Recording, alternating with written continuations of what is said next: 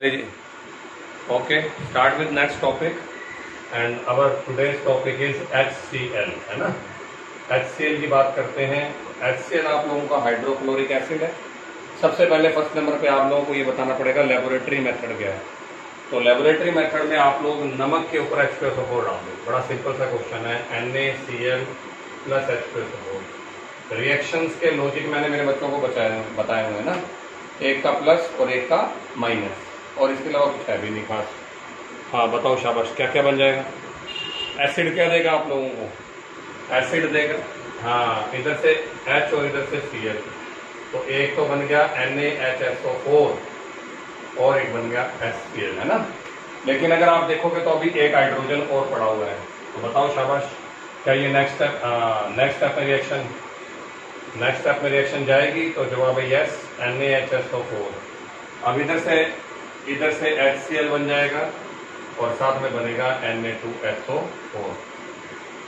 तो ये आप लोगों के पास में लेबोरेटरी मेथड है जिसके बेस पर आप लोग HCl को बनाते हैं। ठीक है जी, पहला मेथड बड़ा सिंपल है और एक ही मेथड है, इसलिए ज़्यादा आप लोगों को परेशानी भी नहीं है। अब HCl कैसा होता है, कलरलेस होता है, पंजेंट स्मेलिंग फ्यूल है ये, मतलब पंजेंट स्मेलिंग गैस हो रही। अगर HCl की बात करते हो तो अधिकतर बच्चे पता क्या कहते हैं, सर झूठ बोल रहे हैं, ये तो लिक्विड होता है। लेकिन 11th क्लास में एक रिएक्शन पढ़ी थी, याद करो, H2 गैस प्लस में Cl2 gas and it is giving 2HCl, और वो भी क्या होती है, गैस। तो अब HCl को आप लोग लिक्विड मानते हो, हमेशा गैस मानने को तैयार ही नहीं होते हो। इसका रीजन पता है क्या है, कि लेबोरेटरी में मैंने HCl देखा हुआ है। जो चीज देखी हुई हो उसके लिए ऑब्वियस बात है गलत मानना बड़ा मुश्किल हो जाता है, पर एक्चुअल में HCl गैस ही होती है। तो जो लेबोरेटरी में है ना, वो HCl का सोल्यूशन होता है। ठीक है, हम लोग क्या करते हैं, जो लेबोरेटरी में यूज करते हैं वो हमें बना हुआ आता है HCl को पानी में डिसोल्व करके। और बता देता हूं, पानी के अंदर इसकी जो डिसॉल्विंग पावर है वो बहुत ही ज्यादा है। याद कीजिए, क्वेश्चन भी बताया था मैंने आपको सॉल्यूशन चैप्टर में, कि हेनरी लो जो है ना, HCl पानी में तो शो नहीं करता पर बेंजीन में करता है। और क्यों करता है, उसका रीजन है आयोनाइजेशन। जैसे ही पानी में डालते हो ये फटाक से आयनाइज, हाँ बिल्कुल, डिसोसिएट या आयोनाइज होकर के ये चीज बना लेता है। अब ये बात इसकी एसिडिक नेचर को भी शो करती है और हाई आयोनाइजेशन वैल्यू को भी शो करती है, कि इसकी आयोनाइजेशन जो है वो बहुत ज्यादा होती है। ठीक है, फिर इसके बाद में आता है, एक तरीका और बता दो या एक सबूत और दे दो, तो बस सिंपल सी बात है, बेस को बुला लो। तो एसिड प्लस में बेस और बराबर में अमोनियम क्लोराइड। और अगर याद हो तो देखो, अमोनिया की बेसिक नेचर के लिए HCl को बुलाया था, और HCl की बेसिक नेचर के लिए फिर किसको बुला रहे हैं, अमोनिया को बुला रहे हैं। ठीक है, बिल्कुल बिल्कुल बिल्कुल बिल्कुल, क्यों, बिल्कुल इसको भी बुला सकते हो। मैंने क्या बात बताई आपको, कि अगर मुझे शो करना है कि पर्टिकुलर चीज एसिड है या बेस है, या तो वाटर को बुला लो या उसके अपोजिट कंपोनेंट को बुला लो। एक रिएक्शन तो 10th क्लास से पढ़ते आ रहे हैं, acid plus base is equal to, हाँ जी, न्यूट्रलाइजेशन, और उससे क्या बनता है, सोल्ट बनता है। तो ये रहा आपका बेस, ये रहा आपका एसिड, और आपको मिला क्या, तो आपको मिला सोल्ट। अब एक क्वेश्चन आता है जी लेबोरेटरी का, ध्यान से सुनना। लैब के अंदर प्रैक्टिकल में वो पूछते हैं आप लोगों से कि I have mixed 3 part of concentrate HCl, ध्यान से सुनना, 3 part of concentrate HCl and 1 part of concentrate HNO3। तो अब ये बात आप लोगों को पता होनी चाहिए कि इन दोनों के मिक्सचर को एक्वा रेजिया बोलते हैं। बिल्कुल बिल्कुल बिल्कुल, रॉयल लिक्विड, बिल्कुल बिल्कुल, हिंदी में बोलते हैं अमल राज। देखो नाम से पता लग रहा है कोई राजा रूजा वाली फीलिंग आ रही है ना। तो मैंने इनसे पूछा कि 3 पार्ट HCl और 1 पार्ट HNO3 में ऐसा क्या है कि इसको एक्वा रेजिया या अमल राज बोला जाता है। तो हाँ, तो सामने से जवाब आया कि हम लोग गोल्ड और प्लेटिनम जैसी नोबल मेटल्स के साथ भी रिएक्शन करके उनको डिसॉल्व कर लेते हैं। तो जो पुराने जमाने में है ना, ये जो चीटिंग करने वाले गांव में जाते थे, आजकल भी जाते हैं, है ना, वो क्या करते थे, वो सरफ बना करके, पाउडर बना करके कह देते थे कि जी हम आप लोगों को ना एक पाउडर दे के जा रहे हैं या एक लिक्विड दे के जा रहे हैं, उससे जो है ना गोल्ड साफ हो जाता है। तो वो क्या करते थे कि जो पाउडर या लिक्विड का सोप का जो सोल्यूशन होता था वो गांव वालों को दे जाते थे। और उनको ट्रायल दिखाते थे कि चलो ये आपको ट्रायल दिखाते हैं। उस ट्रायल के अंदर वो क्या करते थे, उनसे सोने के जो है ना जेवर मंगवा लेते थे और उसके अंदर वो एक्वारेजिया डाल के घुमा देते थे। जब गोल्ड को इस तरीके से एक्वारेजिया में घुमाया जाता है तो गोल्ड उसमें घुलना स्टार्ट हो जाता है। अब क्या चालाकी करी उन्होंने कि जो डाला था सोना वो मान लेते हैं जी आपका 300-400 ग्राम था, और जब वो निकाला तो वो उसमें से 50 ग्राम या 60 ग्राम थोड़ा हो गया, और उसको गोल गोल के और ऑब्वियस बात है सोना साफ तो होना ही था, है ना। वो कहते थे जी सोना साफ करके दिखाते हैं आपको, असल में वास्तव में साफ कर देते हैं सोना। तो वो लोग उस गोल्ड के अंदर गोल्ड को उस एक्वारेजिया में खोल के और उनको वापस निकाल के देते थे। अब गोवा वाले तो क्या सोचते हैं, एक है ना हार निकाला और डाला, एक हार निकाला और डाला, हमारा तो कुछ भी नहीं लिया। पर एक्चुअल में जब वो उसको घुमाते हैं तो गोल्ड जो है डिजोल्व होकर के एक्वारेजिया में आ जाता है। उसके लिए रिएक्शन भी आपके पास में गोल्ड में HCl और KNO3 डाल दिए, ये लो जी, गोल्ड प्लस में HCl प्लस में KNO3 ही HNO3 है। अगर देखा जाए तो देखो 4H में से एक HC का था, सोल्ट बन गया, हाँ बिल्कुल NO3 नेगेटिव। अब ये क्या करेगा, ये गोल्ड को घोल करके ये बना देगा AuCl3, और AuCl3 जो है वो डिजोल्व फॉर्म है। प्लस में वाटर चेक कर लो, 2 वाटर निकल जाएंगे, ये लो जी 2H2O, और मेरे ख्याल से एक का प्लस और एक का माइनस ये भी निकल जाएगा KCl, और बचा हुआ शायद NO रह गया, और कुछ NO के अलावा कुछ भी नहीं रहेगा, हाँ बिल्कुल। तो आज देखो एक का प्लस, एक का माइनस, एक का प्लस, एक का माइनस, ठीक है। जितने H थे वो निकल के चले गए H2O की फॉर्म में, और लास्ट में बचा हुआ NO रह गया। यही काम ये प्लेटिनम के साथ भी करते हैं। तो दोनों रिएक्शंस की कोई जरूरत नहीं है, आपको ये पता होना चाहिए एक्वारेजिया करता क्या है। एक्वारेजिया गोल्ड को और प्लेटिनम को अपने अंदर घोल लेता है, ओके।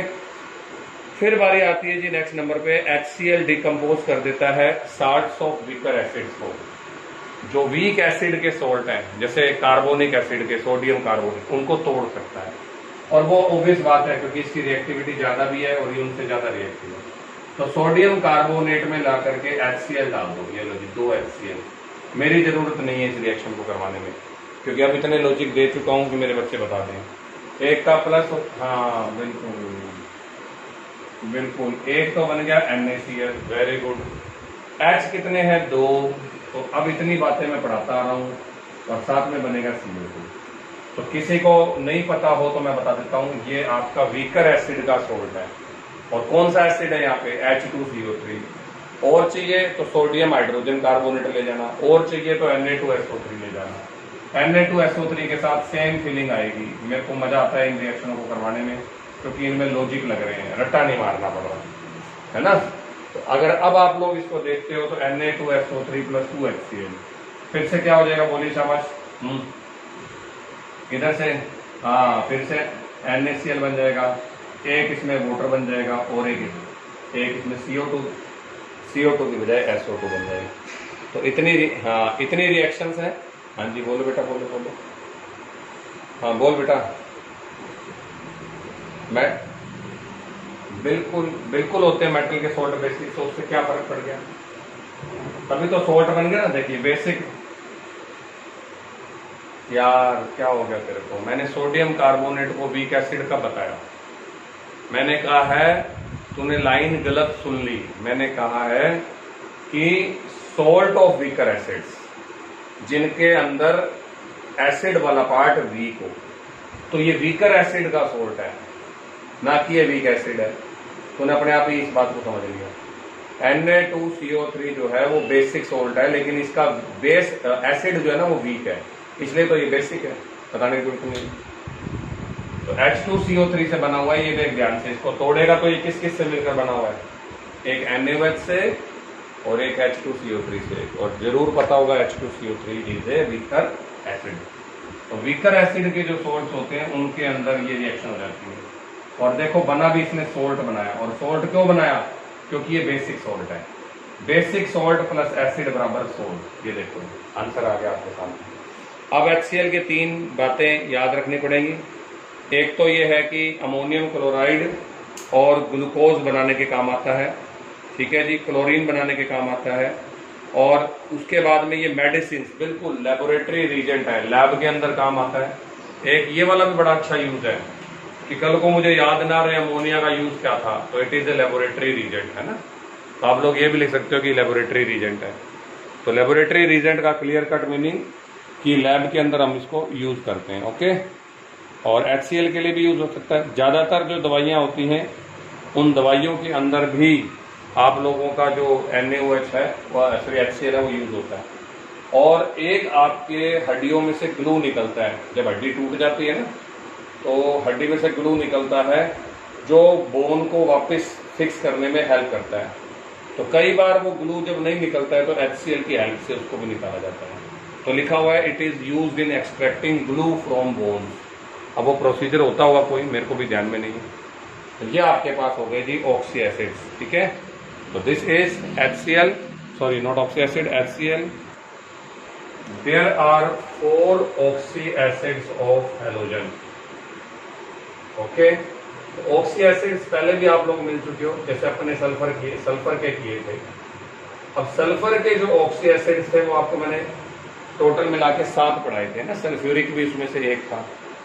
अब आपके पास है पहला HOX, दूसरा है HOXO, तीसरा है HOXO2 और फोर्थ है मेरे बच्चे HOXO3। अब इनके लिए मैं अब आपको याद करवाने के लिए क्या करता हूं, क्लोरीन से स्टार्ट कर लेता हूं।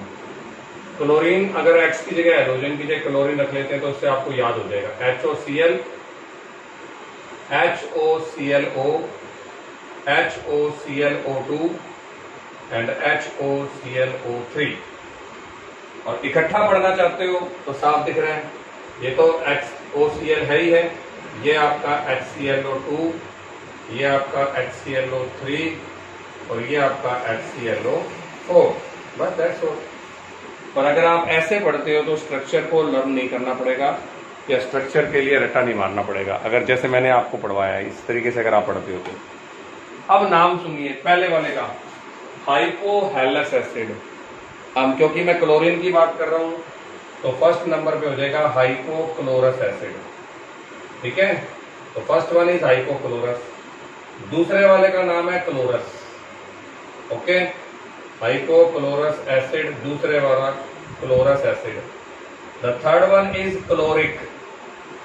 क्लोरिक एसिड और the fourth one is perchloric acid. तो चारों के नाम मैंने आपको बता दिए। अब इस पे क्वेश्चंस बन जाएंगे। क्वेश्चन सबसे पहले बनता है स्ट्रक्चर का, पर स्ट्रक्चर से पहले मैं आपसे एक बात पूछता हूं, अगर यह क्लोरीन की जगह ब्रोमीन होता तो इनके नाम क्या होते हैं, पहले आप अपने माइंड से बनाओ। हाइपोक्लोरस की जगह बिल्कुल हाइपोब्रोमस, बिल्कुल बिल्कुल बिल्कुल बिल्कुल, ये बात आपको पता होनी चाहिए। Hypobromous, bromous, bromic and perbromic. Hypoiodous, iodous, iodic and periodic. HiO4 को बोलते हैं परायोडिक एसिड, ठीक है। अब इनमें ऑक्सीडेशन स्टेट, के लिए मैं जान करके पहले बच्चों को इनकी स्ट्रक्चर बताता हूं। साफ दिख रहा है बीच में ऑक्सीजन है, इसलिए आपको दिक्कत नहीं होनी चाहिए। पहले वाले की स्ट्रक्चर ये रही HOCl। गुंडा कौन है, O के Cl, कौन है गुंडा, शाबाश। इलेक्ट्रोनेगेटिविटी ज्यादा किसकी है, O की है। तो O कहता है ले भाई मेरा ऑक्सीडेशन स्टेट तो मैंने बता दिया, अब तेरी सोच ले। हाइड्रोजन तो चुपचाप धीरे से +1 लिख जाता है कि मेरी तो और कोई हो भी नहीं सकती, मैं तो +1 ही हूं सर, है ना। तो अब 0 करने के लिए क्लोरीन पे कितना लिखा जाए, जल्दी बोलिए, शाबाश। 0 करने के लिए क्लोरीन पे कितना चार्ज आ जाएगा, +1। तो ये आपके पास पहला आ गया। दूसरे वाले के लिए HOClO, ये इसकी स्ट्रक्चर है HOClO।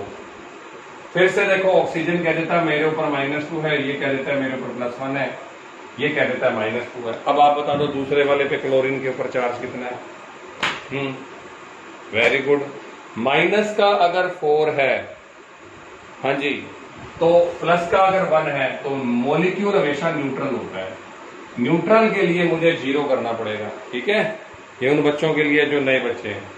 तो इधर हो गया -2, इधर हो गया -2, -4, फिर +4। अब अगले वाले की स्ट्रक्चर मेरी जरूरत ही नहीं है, मेरे बच्चे खुद ही बना देंगे। HOCl और ये लो जी O2। मैंने कहा था इसी तरीके से बनती है HOClO2, है ना। अब इधर बताइए फिर से प्लस का 1, इधर माइनस का 2, इधर माइनस का 2, इधर -2। Very good very good. और लास्ट नंबर पे ये रहा, ये लीजिए, ठीक है।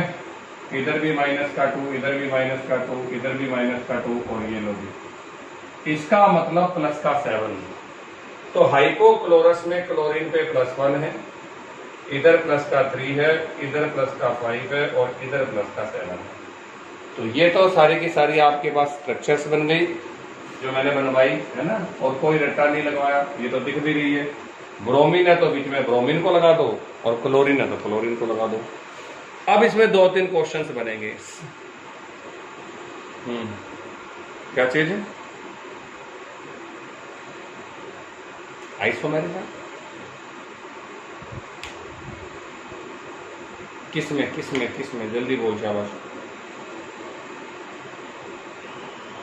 कहाँ रेजोनेंस कहाँ हो सकता है बता दे, मुझे भी दिखा दे कौन सा रेजोनेंस होगा।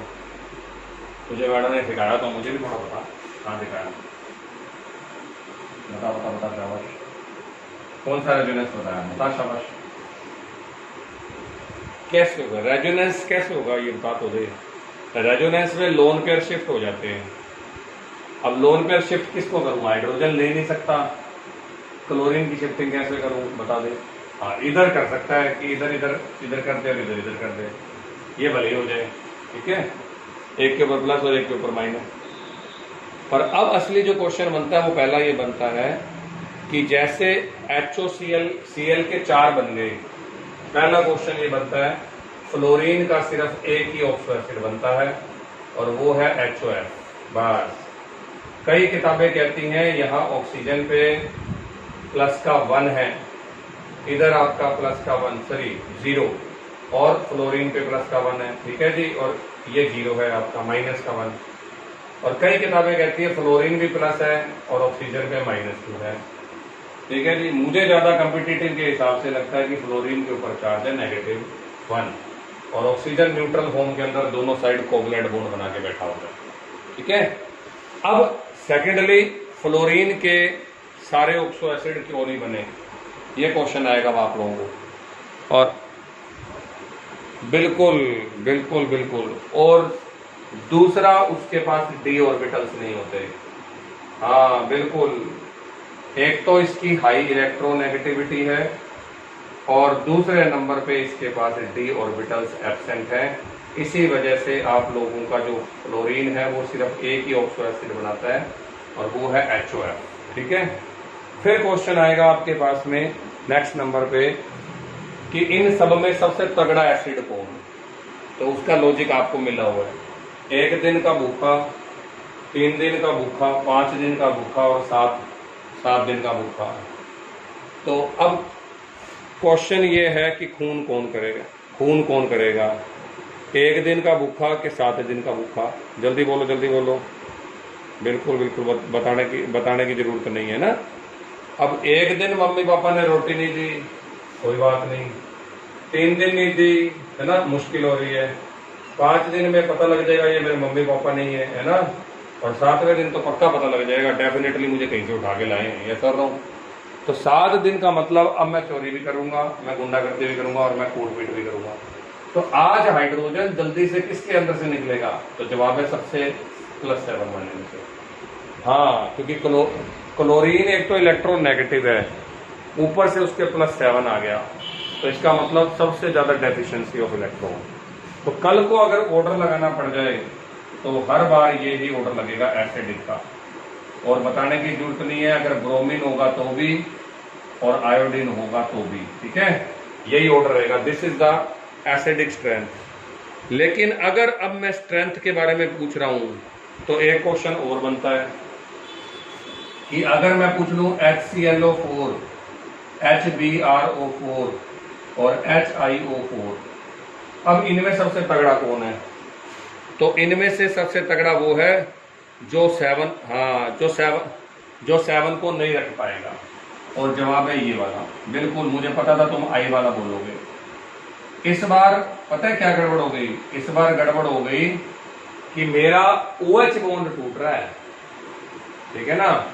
आपने इसको पिछले वाले क्वेश्चन के हिसाब से पढ़ दिया और इसलिए बच्चे गलत कराते हैं HiO4। तो कोई पूछ भी लेता है भाई HiO4 क्यों, तो तुम उसके साथ साथ लॉजिक भी दे देते हो, अरे HiO4 इसलिए क्योंकि HI था। तो जबकि जवाब क्या है आपका कि सर HClO4 ज्यादा स्ट्रॉन्गर है, क्योंकि बॉन्ड H और I का नहीं टूट रहा, बॉन्ड टूट रहा है O और H का। तो उनमें से सबसे ज्यादा स्ट्रॉन्गर वो होगा जो +7 को असिस्ट नहीं कर सकता या रख नहीं सकता। तो जवाब है क्लोरीन नहीं रख सकता, क्योंकि क्लोरीन की इलेक्ट्रोनेगेटिविटी इन तीनों में सबसे ज्यादा है। याद रखना इस क्वेश्चन को, बड़ा शानदार क्वेश्चन है। इसके बाद अगला टॉपिक आता है मेरे बच्चे, आपके पास ये सारे के सारे ब्लीचिंग एजेंट हैं और सारे के सारे डिसइंफेक्टेंट हैं, ठीक है। जो HOCl के बारे में कल परसों बात चल रही थी ना हमारी, HOCl मैंने मिलवाया भी था मेरे बच्चों को कि HOCl बनता है। तो कल को कोई कहते हैं HOCl ऑक्सीडेंट क्यों है या ब्लीचिंग एजेंट क्यों है, तो पहला सवाल, ये सारे स्टेबल है कि अनस्टेबल है? ये जो मैंने बनाकर रखे हैं बोर्ड पर, ये अनस्टेबल है। क्यों क्यों? थोड़ा सा इसका तो ये फटाफट टूट करके ऑक्सीजन को भगा देते हैं। ऑक्सीजन देने वाले बंदे एक तो ऑक्सीडाइजिंग एजेंट होंगे, ऊपर से ये डिसइंफेक्टेंट होंगे और वो क्या नाम है ब्लीचिंग एजेंट। हाँ, तो अब मैं फिर से वो तीसरे नंबर पे ये दोबारा तीसरी बार लिख रहा हूं कि कलरलेस चीज के अंदर ये जो नेसेंट ऑक्सीजन जाती है, ये कलर्ड चीज के अंदर, सॉरी COLOURED, कलर्ड चीज के अंदर जो ये नेसेंट ऑक्सीजन जाती है वो क्या कर देती है, वो कलरलेस कर देती है। तो इसलिए मेरे बच्चों को ये बातें पता होनी चाहिए, ठीक है। और अब ये सारे के सारे halogen acid strong oxidizing agent है, सारे ब्लीचिंग एजेंट है। इसमें NaClO3 के लिए लिख रखा है कि ये वीडीसाइड है। वीडीसाइड वो होते हैं जो एक्स्ट्रा प्लांटेशन को मार देते हैं। फसल के साथ कुछ ऐसे प्लांट उग जाते हैं जो हमें नहीं चाहिए होते हैं ना, तो उनको खत्म करने के लिए NaClO3 को डाला जाता है। एसिड की स्ट्रेंथ मैंने दोनों की बता दी कि क्लोरो के ज्यादा स्ट्रॉन्गर होंगे और ब्रोमो के कम होंगे। और एक आपके पास क्वेश्चन दे रखा है ऑक्सीडाइजिंग प्रॉपर्टी का, सेम यही क्वेश्चन, यही ऑर्डर रहेगा ऑक्सीडाइजिंग का। इन तीनों में सबसे तगड़ा ऑक्सीडाइजिंग एजेंट कौन है? तो यही क्वेश्चन मेरा एसिडिक नेचर का है और यही क्वेश्चन मेरा ऑक्सीडाइजिंग नेचर का है। तो ऑक्सीडाइजिंग वो ही होगा जिसको सबसे ज्यादा प्रॉब्लम हो रही होगी, ठीक है जी, +7 के अंदर। तो क्लोरीन को +7 में ज्यादा प्रॉब्लम है कि ब्रोमीन को कि आयोडीन को? तो जवाब क्या आ जाएगा इसके अंदर? अगेन क्लोरीन को, ठीक है। और लास्ट मेरे पास टॉपिक आता है इसके अंदर, क्या बताऊं, ब्लीचिंग पाउडर से। तो ब्लीचिंग पाउडर का फॉर्मूला है जी आप लोगों के पास में CaO और Cl2, ठीक है। This is bleaching powder. सबसे पहले बनाने का मेथड, तो कल परसों बात चल रही थी, क्या मेथड था जी बनाने का? चूने के पानी में क्लोरीन डालते, चूने के पानी में क्लोरीन, क्या होता है चूने का पानी? CaOH की ट्वाइस और प्लस में बिल्कुल कैल्शियम हाइड्रोक्साइड, लाइम वाटर, साथ में Cl2 डाल दिया। तो Ca और साथ में बन गया CaO और Cl2 और साथ में आपके पास में H2O निकल के चला जाएगा। 2H और 1 O, 2 ऑक्सीजन में से 1 तो मैं लिया, 1 उसको दे दिया, बस। अब इसकी स्ट्रक्चर जब आप देखोगे तो ये स्ट्रक्चर बनती है इसकी, देखो OCl और Cl।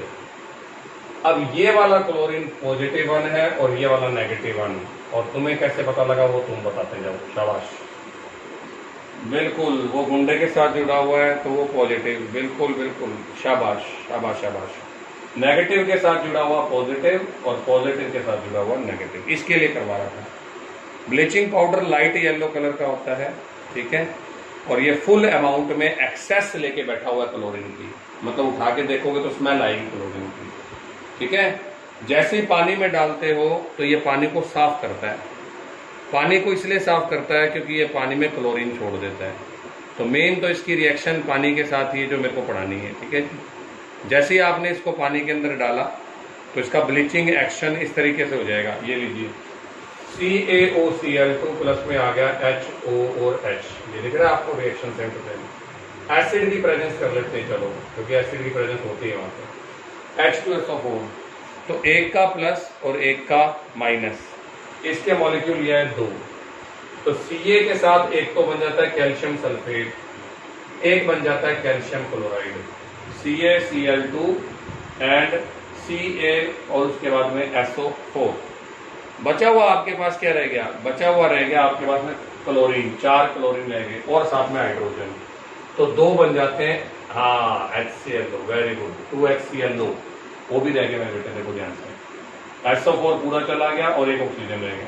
अब ये जो चीज बनी है ये हाईली अनस्टेबल है, जो मैंने 2 मिनट पहले बताई थी।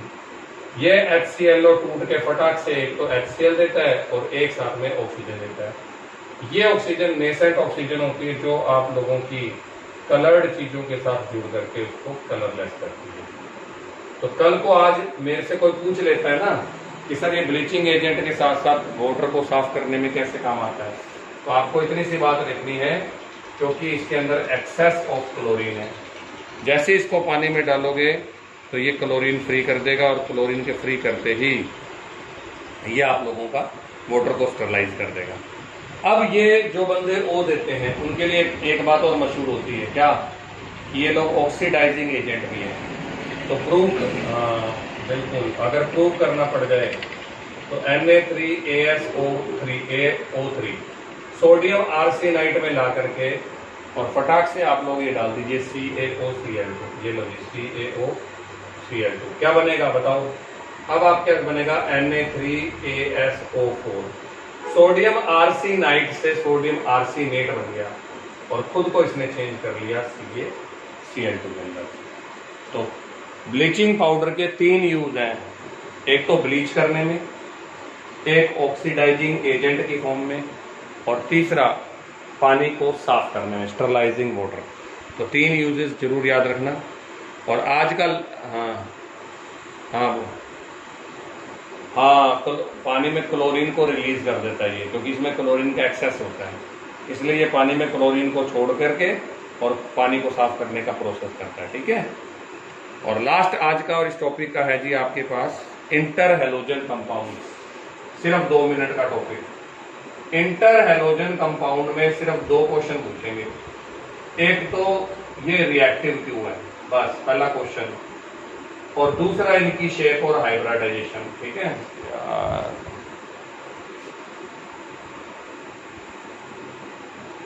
बीच में फोन आ जाता है यार, क्या करें?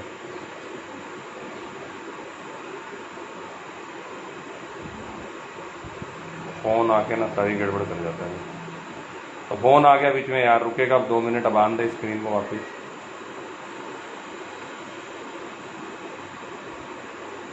अरे डू नॉट डिस्टर्ब याद नहीं रहता, और कर देता हूँ तो फिर उसके बाद ऑन करना याद नहीं रहता, फिर वो डू नॉट डिस्टर्ब ही चलता रहता है रात को 8-9 बजे तक। फिर लोग गालियाँ निकालना शुरू हो जाते हैं, भाई फ़ोन बंद कर देता है, पता तेरे को चलता नहीं है। वो भी वाईफाई ऑन होने के बाद पता चलता है। लो जी, बढ़ गई स्पीड बढ़ रही है, दोबारा फ़ोन ना आ जाए। चलिए, इंटर हेलोजन कंपाउंड्स कौन से होते हैं? नाम से नहीं पता लग रहा। इंटरनेशनल मैच 2, हाँ बिल्कुल, इंटरनेशनल 2 नेशन के बीच में, इंटर स्टेट 2 स्टेट के बीच में। तो इंटर हेलोजन का मतलब 2 हेलोजन के बीच में। अब सुनना, सिर्फ ये 4 हैं, XX-, XX3-, XX5- और XX7-। रट्टे नहीं मारने, सिर्फ टाइप पढ़ने। अब तुम जो मर्जी ले आना टाइप, मैं बता दूंगा, ठीक है ना। ये रहा। अब XX-, XX3- में जो बाद वाला X है वो ज्यादा इलेक्ट्रोनेगेटिव है। मैं एक एग्जांपल बता देता हूँ। जैसे इसका ClF है ना, इसका मान लीजिए आपका हो जाएगा BrCl3, ये लो जी। लास्ट वाले का एग्जांपल हो जाएगा IF5, यहाँ हो जाएगा ICl5। बस ये लो, जितना मर्जी बना दो, बतेरे हैं। ClF5 भी होता है, BrF5 भी होता है, IF5 भी होता है। ClF3, BrF3, IF3, ICl3, IF7 अकेला होता है। ठीक है ना, लास्ट वाला IF7 जो है वो अकेला होता है, क्योंकि 7 वाले इतने ज्यादा बनते नहीं। आयोडीन के बड़े साइज के कारण वो फ्लोरीन को अपने चारों तरफ बिठा लेता है, याद रखना इस बात को। लेकिन अब इनके लिए आपको एक तो हाइब्रिडाइजेशन आएगा। जिन जिनको हाइब्रिडाइजेशन नहीं आता वो मेरे साथ आ जाओ। या जो बच्चे नए जुड़े हुए हैं थोड़ा सा ध्यान से, हाइब्रिडाइजेशन इतनी देर का काम है और शेप भी इतनी ही देर का काम है। इस चैप्टर के लास्ट में शेप बताऊंगा मैं आपको। अब किसी ने मुझे बोला सर हाइब्रिडाइजेशन बताओ, तो यहां सेंट्रल है क्लोरीन और उसके साथ जुड़ा हुआ है फ्लोरीन, क्योंकि यहां तो एक ही है। आउटर शेल में इलेक्ट्रॉन 7 7 7 7, क्योंकि ये एक ही खानदान के बच्चे हैं और एक ही खानदान के बच्चे का मतलब इनके पास इलेक्ट्रॉन जो है वो सभी के पास सेम है ना। अब बताइए जी पॉइंट नंबर 1, फर्स्ट पॉइंट क्या कहता है? फर्स्ट पॉइंट कहता है कि मेरे पास जो इलेक्ट्रॉन्स हैं वो इलेक्ट्रॉन्स आउटर शेल में 7 है, पड़ोसी मेरा 1 है, 7 + 1 आंसर आया 8। यहां 7 + 3 आंसर आया 10, 7 + 5 आंसर आया 12 और 7 + 7 आंसर आया 14। अब इनको हाफ कर दो, 8 का हाफ, 10 का हाफ, 12 का हाफ और 14 का हाफ। 4 5 6 और 7। 4 वाला हाइब्रिडाइजेशन क्या होता है जल्दी बोलिए? हाँ sp3, वेरी गुड। 5 वाला हो जाएगा sp3d, 6 वाला हो जाएगा sp3d2 और 7 वाला हो जाएगा sp3d3। 4 वाले में ऑर्बिटल 4 है, देखो 1 और 3। 5 वाले में 1 3 1 5 है, 6 वाले में 1 3 2 6 है और 7 वाले में 1 3 3 7 है टोटल ऑर्बिटल, है ना। अब इसके बाद इनकी शेप्स की बात करते हैं। तो शेप्स में वैसे तो पढ़ाऊंगा ही, इसकी कोई शेप नहीं होती, टेट्राहेड्रल नहीं है। अब लोन पेयर निकालोगे, यहाँ 3 है, यहाँ 2 है, यहाँ 1 है और यहाँ 0 है और सारी शेप लोन पेयर पे डिपेंड करती है। इसकी शेप है सिंपल शेप, क्योंकि एक ही बॉन्ड बन रहा है। ये लो जी बन गया, इसकी कोई शेप नहीं है, ठीक है। फिर sp3d में बॉन्ड बन रहे हैं जी 3 और शेप है जी आप लोगों की टी शेप। याद कीजिए मैंने कहा था टी शेप हो जाती है, बना के दिखा देता हूं। ये रहा टी शेप, इधर भी Cl और उसके बाद में इस तरीके से Cl, फिर बीच में आपके पास में आ जाएगा अपने Cl, तो बीच में इधर भी F, इधर भी F और नीचे भी F। ये देखो जी ऊपर 2 लोन पेयर 1 और 2, ये बन गई टी शेप, ठीक है। ये आपके पास में टी शेप बन गई। नहीं यार स्पीड तो अच्छी आ रही है, अब क्या करूं बताओ। ब्लर आ रहा है कि सही आ रहा है? यार मेरे पास तो बहुत तेज स्पीड आ रही है, क्या करूं बताओ। 240+ चल रही है स्पीड तो।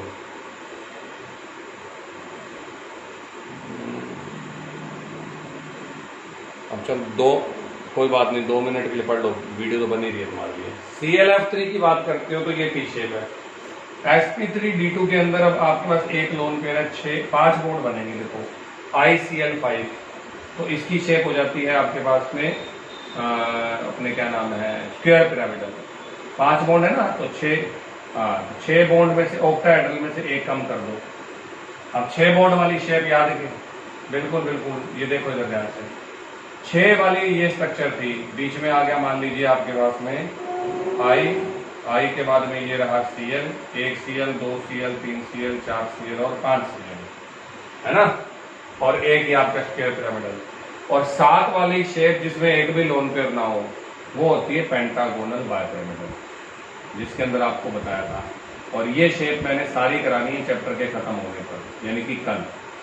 तो पेंटागोनल बायपिरामिडल शेप ये रही, आई ये रहा 1 2 3 और 4 और 5। पहले पेंटागन बना दो और पेंटागन बना करके एक बॉन्ड ऊपर और एक बॉन्ड नीचे, तो ये आपके पास IF7 की शेप है। तो ये सारी शेप्स मैं कल डिस्कस करूंगा। एक ही क्वेश्चन आता है कि ये लोग रिएक्टिव क्यों हैं, जल्दी बताइए शाबाश। तो रिएक्टिव होने भी चाहिए। इंटर हेलोजन किसके बीच में बने? तू भी हेलोजन, हाँ तू भी, बिल्कुल तू भी गुंडा और मैं भी गुंडा, बिल्कुल बिल्कुल बिल्कुल, तू भी गुंडा और मैं भी गुंडा। स्टेबिलिटी ज्यादा होगी या कम होगी वो तुम बता दो। कम होगी। तो हाईली रिएक्टिव है क्योंकि इनकी नेचर सेम है, माइनस माइनस को रिपेल करता है, इस वजह से इनकी स्टेबिलिटी कम हो जाती है। और कोई यूज पूछ ले तो ये यूज आते हैं एक तो यूरेनियम को अलग करने में, यूरेनियम के जो प्रोडक्ट होते हैं ना UF6, उनको यूरेनियम को फ्लोरीन, क्योंकि इनसे पूछोगे ना फ्लोरीन दे देगा क्या, तो ये तैयार बैठे हैं, हाँ ले जा, यहाँ फ्लोरीन जुड़ा हुआ है। तो कल भी मैंने परसों बताया था यूरेनियम के आइसोटोप्स को अलग करने में फ्लोरीन को यूज करते हैं। दूसरा यूज है आपके पास में नॉन एक्वस सॉल्वेंट की तरह काम आते हैं। और तीसरा जो मैंने बता ही दिया कि inter halogen compounds are good fluorinating agent. तो ये आपको याद रखना है, टोटल 3 यूज हैं।